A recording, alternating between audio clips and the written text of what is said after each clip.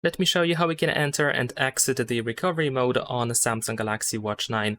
First of all, we will have to force restart our Galaxy Watch 9. So we will have to press and hold both of these buttons that we have in here until the watch turns off. And at some point you will see the rebooting text.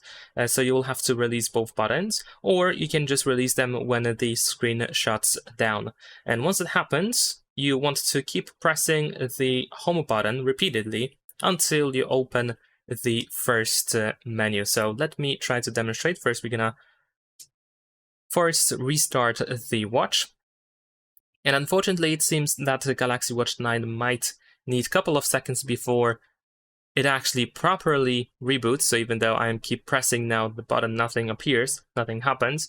So we need to patiently wait for the reboot text to appear on the screen. So it might even take a minute or so, try to look for the rebooting text. There we go, now we have the rebooting, so I'm just gonna keep pressing the home button. And there we go. Now we should be able to open this menu over here. It is the reboot mode. And in here we navigate by using the home button. As you can see, we can go through all of these different options.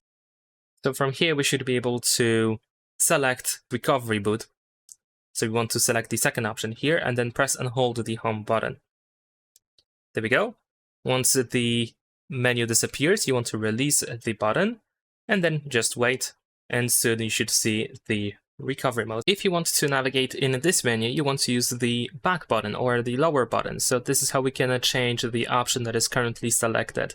And in case you want to exit the recovery mode, you just want to make sure that reboot system now is selected, and then you can use the home button or the power button to of course use to confirm the selected option and then to reboot the smartwatch and go back to the normal mode. And that's pretty much it. Leave a like and subscribe.